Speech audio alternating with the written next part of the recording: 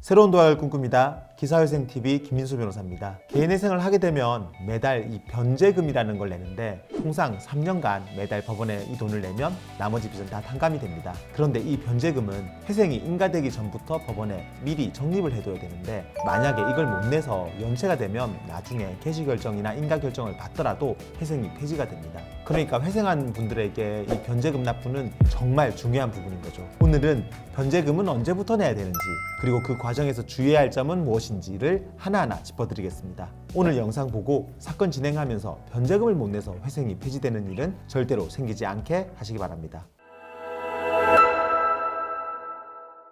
변제금 납부 실무에 대해서 먼저 말씀을 드릴게요. 서울회생법원은 개인회생을 신청한 날로부터 60일에서 90일 사이에 그 어느 날을 정해서 매달 변제금을 내도록 하고 있습니다. 그래서 보통 신청서가 들어가고 대략 한 90일쯤 되는 그날에 첫 변제금을 내는 걸로 회생계획안을 짜는데요. 이 말은 신청서를 내고 90일 이후부터는 내가 매달 낼 변제금이 준비되어 있어야 한다는 겁니다. 이걸 반대로 이야기하면 90일 전까지는 법원에 돈을 안 내도 된다는 뜻이기도 하죠. 회생 신청이 들어가면 당장은 그동안 내던 대출이자도 안 내고 그리고 이 변제금도 안 내기 때문에 자금 여유가 생기거든요. 근데 이때 생긴 돈은 마음대로 다 써도 될까요? 저는 상담을 할 때 이 돈을 절대로 함부로 쓰지 말라고 말씀을 드립니다. 그동안 매달 내던 카드값이랑 대출이자도 안 갚고 변제금도 안 내는 이 90일의 기간 동안 이 모을 수 있는 돈은 여유 자금으로 최대한 아껴놔야 됩니다. 회생 신청하면서 드는 비용도 여기에서 충당을 하고 예상보다 변제금이 만약에 올라갈 경우에는 그것도 이 돈에서 메꿔야 되는데 이걸 다 써버리면 나중에 대비가 안 되거든요. 그래서 비상금 내지 예비 자금이라고 생각을 하고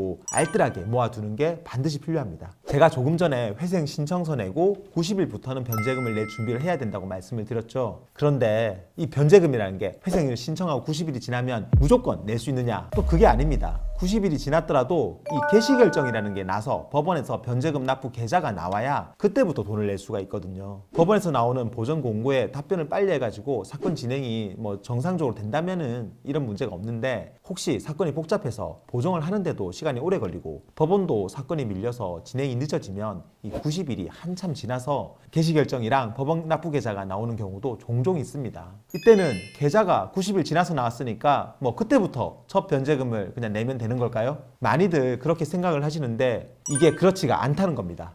이 부분을 사람들이 많이 놓쳐서 회생이 폐지되기도 하는데 정말 중요한 부분이니까 꼭 기억하셔야 됩니다. 변제금은 회생을 신청할 때 제출한 회생 계획안대로 90일부터 납부하는 게 원칙이지만 만약에 개시결정이 90일 지나서 되면서 법원의 계좌가 한참 뒤에 나오면 그때까지 밀린 변제금을 한 번에 다 내야 됩니다. 이 내용이 좀 어려울 수도 있는데 예를 들어서 제가 설명을 해보겠습니다. 내가 매달 법원에 100만 원을 내는 걸로 회생 계획안을 짜서 1월 1일에 회생 신청을 했어요. 그러면 보통 90일 뒤인 4월 1일부터 이제 법원 계좌로 100만 원을 계속 매달 내면 됩니다. 근데 이게 기본인데 만약에 그 개시결정이 90일이 지난 그러니까 4월 1일부터 한참 지난 6월 1일에 나왔다고 해봐요. 그러면 6월 1일부터 매달 100만 원을 내면 되느냐? 그게 아니라 처음 내기로 했던 4월 1일부터 냈어야 되는 그 변제금을 한꺼번에 다 법원에 내야 된다는 겁니다. 그러니까 4월 1일, 5월 1일, 6월 1일 이 석 달치 300만 원을 개시결정이 나온 6월 1일에 한 번에 다 내야 된다는 거죠. 만약에 이 돈이 준비가 안 돼서 못 낸다. 그러면 어떻게 되느냐? 회생이 폐지가 됩니다. 힘들게 회생을 신청을 해서 이제 겨우 개시결정이 났는데 그동안 돈을 준비 안 하고 있다가 이걸 놓쳐서 회생이 폐지되면 얼마나 억울하겠습니까?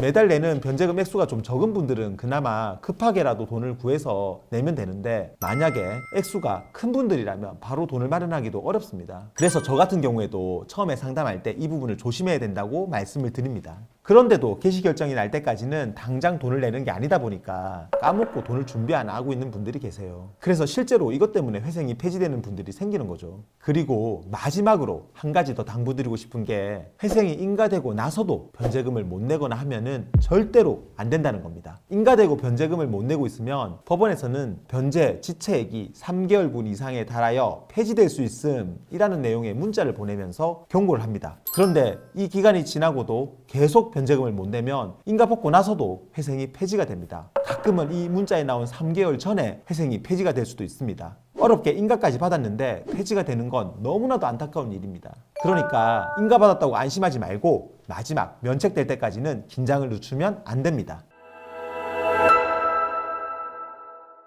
개인회생 알아보시는 분들은 이 영상 보시고 변제금 때문에 회생이 폐지되는 일은 절대로 없기를 바랍니다. 오늘 영상 도움되었다면 구독과 좋아요 그리고 알림 설정 부탁드리고요. 궁금한 점 있으면 아래 댓글이나 저희 법무법인으로 연락 주시면 친절히 답변 드리겠습니다. 다음에도 더 좋은 주제로 찾아뵙겠습니다. 감사합니다.